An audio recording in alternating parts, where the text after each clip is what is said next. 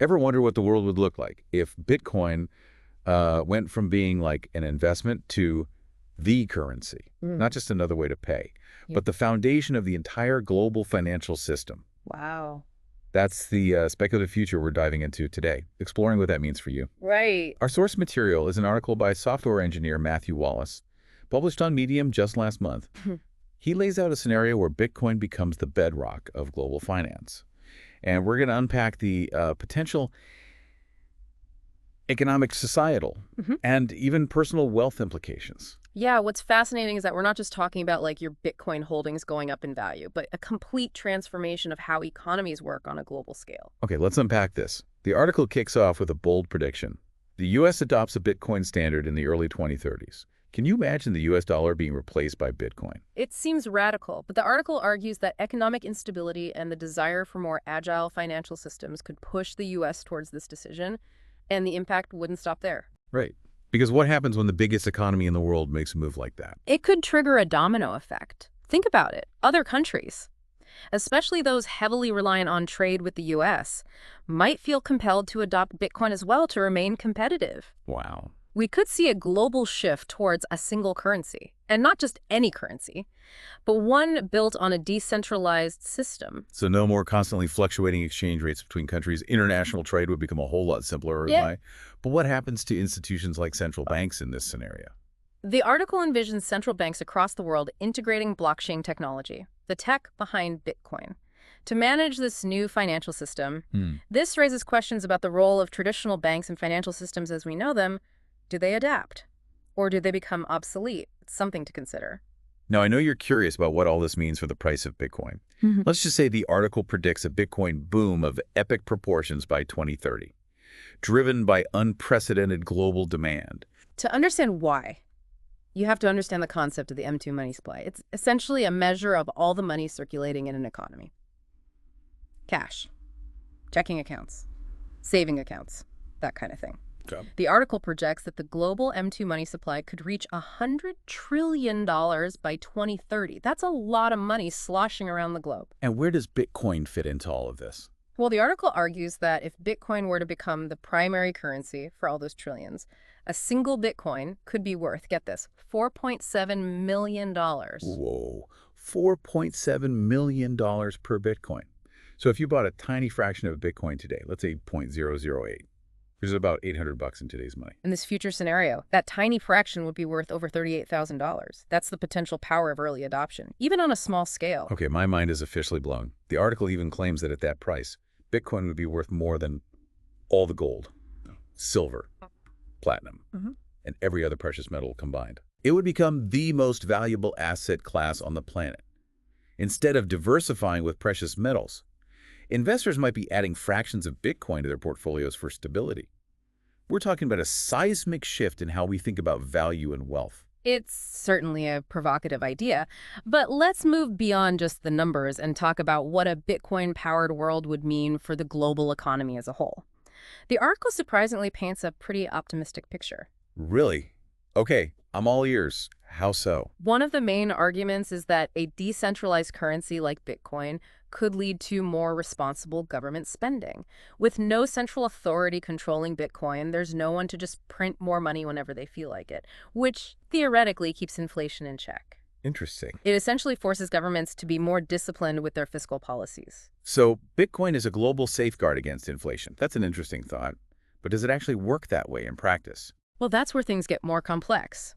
While the article points to Bitcoin's limited supply of 21 million coins as a natural inflation brake, it doesn't address all the potential complexities of managing a global economy solely on a digital currency with a fixed supply. What happens when unforeseen economic events occur? Is there enough flexibility to respond effectively? These are questions we have to consider as we explore the scenario further. So less inflation, Yeah. but maybe less flexibility as well. Yeah. What about the impact on things like economic stability and growth? The article argues that a Bitcoin-based system could actually foster long-term planning and investment by providing a stable, predictable foundation for the global economy. Imagine a world where businesses and investors can make decisions without worrying about wild currency fluctuations or sudden policy changes by central banks. That makes sense. Less volatility could create more confidence in the market. Mm. And with blockchain technology being adopted across industries, the article also hints at a potential surge in innovation and productivity. Exactly. The article suggests that blockchain could revolutionize everything from supply chains to healthcare, unlocking efficiencies and creating new opportunities we can't even imagine yet. Wow. But are these outcomes guaranteed? What are the potential downsides? That's where critical thinking comes in. We have to consider both sides of the coin, so to speak. I love that. Both sides of the coin. Okay, so we've talked about the U.S. making this radical shift, other countries potentially following suit, and the potential impact on the global economy. But what does a world running on Bitcoin actually look like in practice, especially for global trade? Imagine a world where you don't have to constantly calculate exchange rates or worry about currency fluctuations when doing business internationally. A single global currency pegged to Bitcoin could significantly simplify international trade. It would be like a universal translator for money. No more currency exchange fees eating into profits or creating uncertainty in deals. But what would this mean for emerging economies? Countries that are still developing and often face challenges accessing global markets. That's a key point the article highlights. A Bitcoin-based system, with its emphasis on accessibility and decentralized financial tools, could be a game changer for emerging economies. Okay. They could potentially gain easier access to capital, participate more actively in global trade, and experience a boost in economic development. It could level the playing field in a way that traditional financial systems haven't been able to achieve. So a more inclusive global economy, Yeah. potentially lifting millions out of poverty and driving innovation in unexpected places, that's a powerful idea. But let's bring this back down to earth for a moment. If this scenario plays out, how would it affect our everyday lives, our personal finances? Would we all become Bitcoin millionaires overnight? Well, maybe not millionaires overnight. But the article does suggest that early Bitcoin adopters could see their holdings appreciate significantly. Remember that potential $4.7 million per Bitcoin figure. Even owning a small fraction of a Bitcoin could translate into substantial wealth. Life-changing wealth for some, right?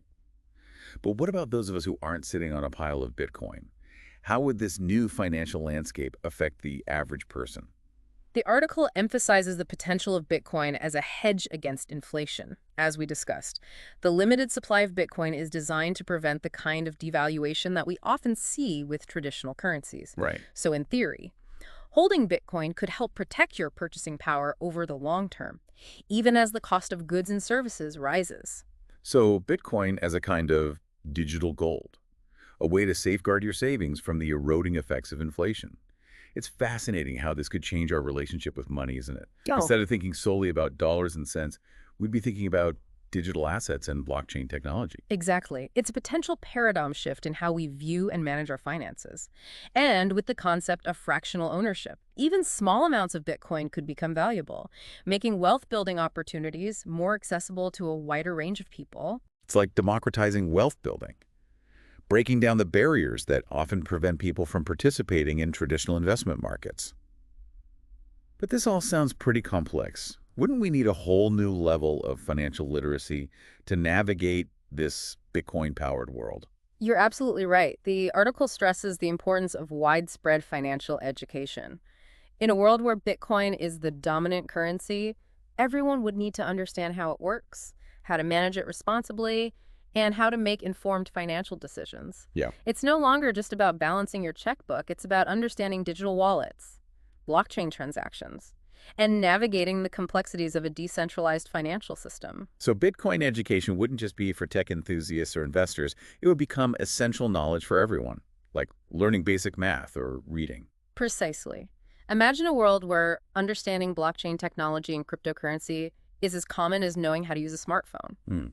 We'd need to adapt our education systems, develop accessible resources, and create a culture where financial literacy is valued and promoted. It's a big challenge, but also a huge opportunity. It's about empowering individuals to take control of their financial destinies in a world where the rules are being rewritten. But beyond the practicalities of personal finance, what about the broader societal and cultural changes that might occur? The article hints at some pretty intriguing possibilities. It does, and this is where things get really interesting.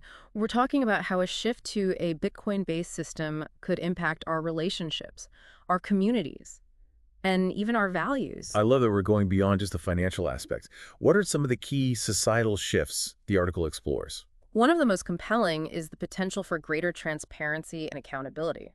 Remember, blockchain technology is essentially a public ledger of every transaction. With Bitcoin at the heart of the financial system, transactions would become more traceable and auditable. This Hmm. could lead to a world with less corruption, fraud, and financial secrecy. Wow, that's a game changer. Imagine governments, Yeah. businesses, and individuals being held to a higher standard of accountability. It could really shake things up. But could this level of transparency also raise concerns about privacy? Would we be sacrificing our financial privacy in the name of this radical transparency? That's a valid point. And the article does acknowledge the need to strike a balance between transparency and individual privacy rights. Designing a system that leverages the benefits of blockchain technology while protecting individual freedoms would be crucial. It's a reminder that technology isn't inherently good or bad. It's how we use it and the systems we build around it that determine its impact on society. Precisely. And this leads to another fascinating societal shift the article explores, the rise of decentralized communities and organizations. Imagine communities empowered to manage their own resources and finances, potentially reducing reliance on traditional institutions. So a world where communities could come together to fund local projects, support social causes, or even create their own microeconomies using blockchain platforms. It's a powerful vision of a more participatory and equitable society. Exactly. It's about empowering people to take control of their economic destinies, creating more resilient and self-sufficient communities. But wouldn't this also present challenges? How would these decentralized communities govern themselves? How would they make decisions and resolve disputes? Right, it's not like technology magically solves all our social and political challenges. We'd need new models of governance, new ways of thinking about leadership and decision-making to ensure these communities function effectively and fairly. It's a reminder that technology can be a powerful catalyst for change. But it's not a silver bullet. We still need to grapple with the human element, the complexities of human interaction and social dynamics. It's about finding ways to leverage technology to enhance human collaboration, not replace it. But let's not get too carried away with all these utopian possibilities. The article also highlights some potential downsides and challenges of a Bitcoin-driven world. You're right. Every major shift comes with its own set of challenges. One concern the article raises is the potential for increased inequality if the benefits of a Bitcoin-based economy are not distributed fairly.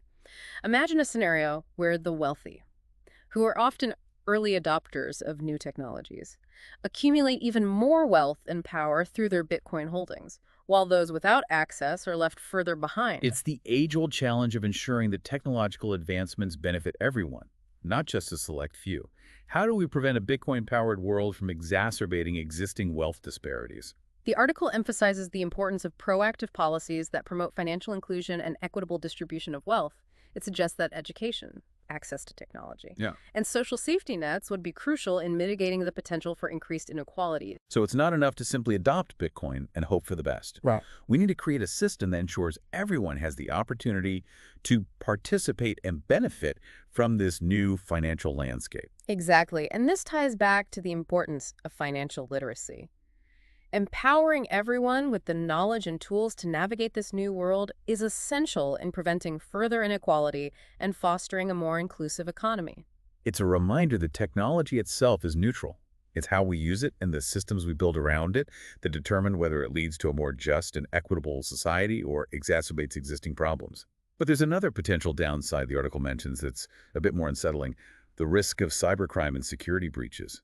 Ah, yes. In a world where everything is digitized and reliant on blockchain technology, the stakes become incredibly high. Imagine the potential chaos if hackers were able to disrupt the Bitcoin network or steal vast amounts of digital currency. It's a sobering thought. What measures would need to be taken to safeguard this new financial system from those kinds of threats? The article stresses the need for robust cybersecurity measures at every level. This includes developing more secure blockchain technologies, implementing strong authentication protocols, educating users about best practices for protecting their digital assets, and fostering a culture of cybersecurity awareness. So it's not just about building the technology, it's about creating a secure and resilient infrastructure that can withstand potential attacks and adapt to evolving threats. Exactly, and that requires ongoing innovation, collaboration between governments, businesses, and cybersecurity experts, and a recognition that security is an ongoing process, not a destination. Okay, we've explored a lot of ground here. From the potential economic and societal benefits of a Bitcoin-powered world to the challenges and considerations that come with such a monumental shift, it's a lot to wrap our heads around. But before we jump to conclusions, I'd love to hear your thoughts on one final question. If this scenario actually plays out, what steps can people take now to prepare themselves and potentially benefit from this financial revolution? Well, I think the first step is acknowledging that this is a marathon, not a sprint. The world of cryptocurrency and blockchain technology is constantly evolving, so a mindset of continuous learning is essential. So don't feel overwhelmed if it seems complicated at first. It's a journey of discovery. Exactly. Start by familiarizing yourself with the basics of Bitcoin and blockchain. There are tons of resources available online, from beginner-friendly articles and videos to more in-depth courses and books. Don't be afraid to ask questions, join online forums, or connect with people who are already involved in the crypto space. It's like learning any new skill. The more you immerse yourself, the more comfortable you'll become. Absolutely. And as you gain knowledge, start thinking about how these technologies could potentially impact your own life and career. Are there opportunities to leverage blockchain in your industry? Could understanding cryptocurrency give you a competitive edge in the job market? It's about being proactive and thinking ahead, not just reacting to change, but anticipating it and positioning yourself to benefit from it. Exactly. And while you're learning, don't be afraid to experiment a little. Maybe start by investing a small amount in Bitcoin or other cryptocurrencies just to get a feel for how it works in practice. Explore different blockchain-based applications or platforms to experience the technology firsthand. It's like taking a test drive before buying a car. You want to get a sense of how it handles. But of course, just like with any investment, it's important to manage your risks responsibly, especially in a market that can be as volatile as cryptocurrency. Absolutely. Don't invest more than you can afford to lose, and always do your research before making any financial decisions. And speaking of risk management, let's not forget about the importance of security in this digital age. Right, we talked earlier about the potential threat of cybercrime. Protecting your digital assets should be a top priority. It is. Think of it like protecting your physical valuables. You wouldn't leave your house unlocked or your wallet lying around unattended. The same principles apply to your digital assets. Use strong passwords. Enable two-factor authentication on your accounts. And research reputable wallets and exchanges to store your cryptocurrency securely. Security is an ongoing process. It's about staying vigilant and adapting to evolving threats. Exactly. And at the end of the day, remember that this is all still unfolding. The future of cryptocurrency and blockchain technology is being written as we speak. What we're exploring today is just one possible scenario, and there are many different perspectives and opinions out there. So stay curious, stay informed, and don't be afraid to challenge your own assumptions as you delve deeper into this fascinating and rapidly evolving world. That's the spirit. The world of finance is changing, and whether or not Bitcoin becomes the global standard, the technologies and ideas emerging from this space are likely to have a profound impact on all of us. Well, I think we've covered a lot of ground in this deep dive. We've explored the potential economic, societal, and personal implications of a world running on Bitcoin. We've considered the potential benefits and the challenges, the opportunities and the risks. It's been a thought-provoking conversation, and I hope our listeners have gained valuable insights to help them navigate this complex and rapidly changing landscape. As we wrap up, we want to leave you with one final, thought-provoking question to consider. If this future, where Bitcoin reshapes the global economy, does become reality, what role do you envision for yourself? Will you be an active participant, embracing the opportunities and navigating the challenges?